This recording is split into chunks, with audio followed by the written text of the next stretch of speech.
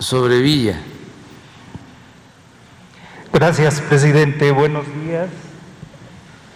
José Sobrevilla, noreste.net, Jalapa y Noreste Diario, Poza Rica. Nuestra pregunta es, ¿por qué si México contaba con los recursos para la compra de la refinería de Texas, Deer Park, por qué no fue adquirida antes? Uno, ¿qué cuentas le entregaron del porcentaje accionario que ya existía? ¿Y quién se hará cargo de la gerencia? Primera pregunta, si me permite. Bueno, se empezó a ver lo de la compra de la refinería desde el año pasado, desde mediados del año pasado. Cuando comienza la crisis por la pandemia que afecta la economía, que afecta mucho al sector petrolero, hubo como un mes en que no tenía precio el petróleo, si se acuerdan, se cayó el precio del petróleo. Y no solo eso, se cayó el consumo y andaban cientos de barcos como almas en pena, cargados de petróleo, los buquetanques, porque no podían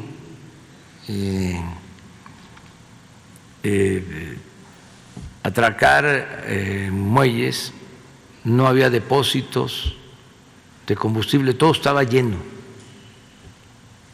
y los buquetanques estaban convertidos en depósitos flotantes. Fue algo inédito. Entonces, algunas petroleras tomaron la decisión de vender sus activos, siempre sucede eso. Entonces él tenía en venta o puso en venta como 2, 3 refinerías, algunas en Texas, pero no tenía Deer Park en venta. Entonces el planteamiento fue, si nos venden la parte de sus acciones de Deer Park, nos interesa. Y ellos aceptaron. Entonces en estas operaciones se requiere un sigilo, incluso se firma un acuerdo para no dar a conocer la negociación, y se empezó a llevar a cabo este trato. Yo quiero aprovechar para agradecerle a los accionistas directivos de Shell, porque actuaron de manera responsable.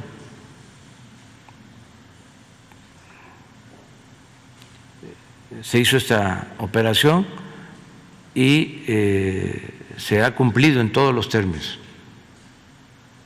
Ellos han actuado como una empresa seria. Entonces, así fue que se llegó a este acuerdo. Además, pues teníamos recursos, porque si no tuviésemos, pues, aunque nos ofrecieran, no tendríamos con qué pagar. Entonces, tenemos ahorros. ¿Se acuerdan de los fideicomisos?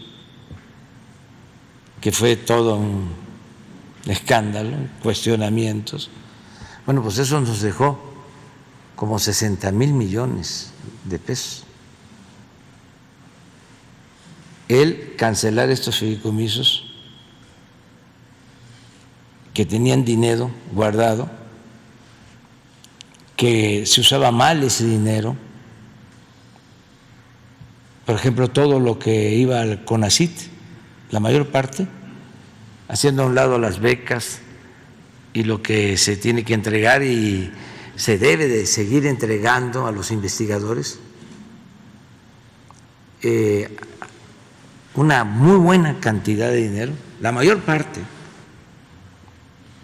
que se dedicaba a la innovación tecnológica, entre comillas, pues era dinero que se ocupaba en construir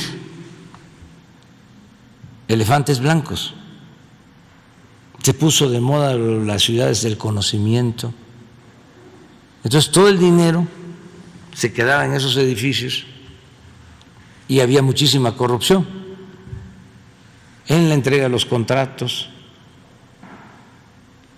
Eran parte de esos fideicomisos y muchas otras cosas. Entonces, cuando desaparecen esos fideicomisos sin afectar a los becarios, a los investigadores, nos queda una muy buena cantidad de dinero. Entonces, nos da para comprar esa refinería, nos dio para reiniciar la construcción de la coquizadora de Tula y nos dio para ayudar a los damnificados por las inundaciones, para la compra de enseres a miles de familias que resultaron afectadas. O sea, nos da para que no nos falte presupuesto. ¿Qué cuentas le entregaron de lo reinvertido de las utilidades de Salinas para acá, presidente?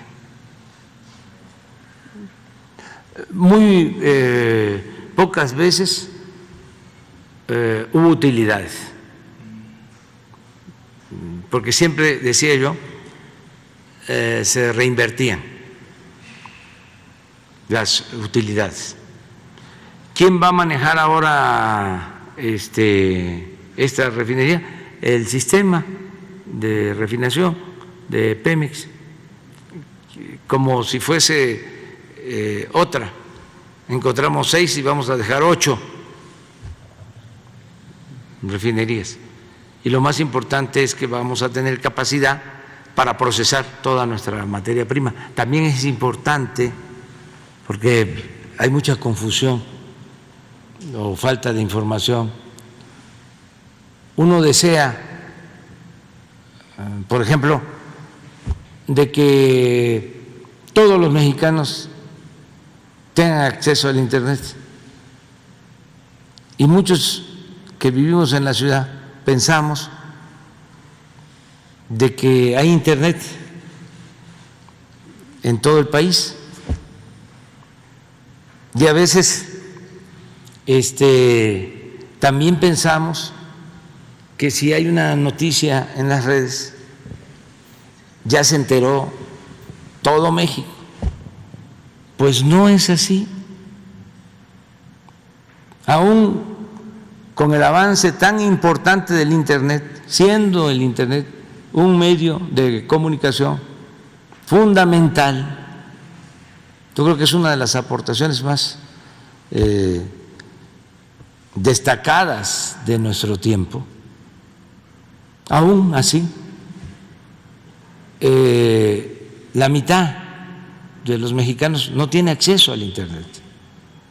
Y territorialmente hay Internet en el 20% del territorio nacional. No hay Internet en el 80%. Por eso nuestro plan de que haya Internet en todo México, porque eso va a significar una revolución de las conciencias. Lo mismo cuando deseamos que ya no haya contaminación. Es decir, a ver, ya no debemos de seguir utilizando los recursos no renovables, como el caso del petróleo. Ya vámonos a otras energías alternativas. Dicen, ya no se va a necesitar el petróleo hacia el futuro. Desgraciadamente, va a transcurrir todavía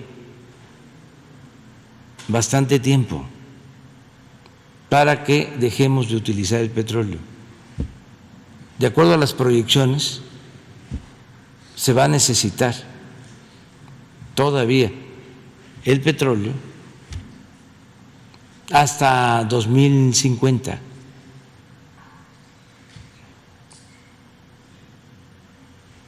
Entonces, ¿qué es lo que tenemos que hacer? Utilizar esta energía, este recurso no renovable, fósil, de manera responsable y no extraer petróleo más de la cuenta. Por eso también la política de no vender petróleo crudo. Hubo un año, el 2004, que se extrajo petróleo a razón de 3.400.000 barriles diarios. 3.400.000 barriles diarios.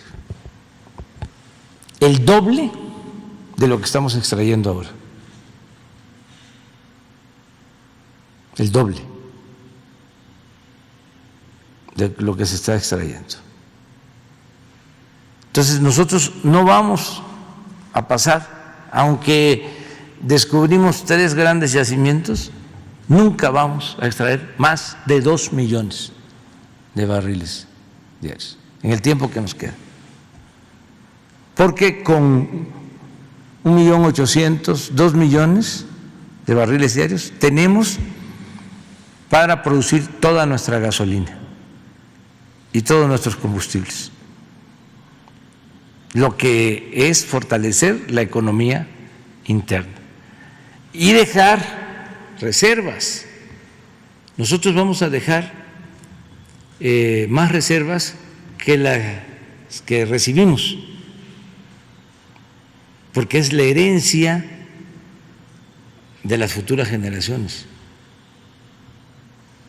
Entonces es una forma también de ahorrar y de evitar el uso de estos combustibles contaminantes. Correcto, presidente. El último cuestionamiento nos lo hizo llegar el corporativo de México en Michoacán.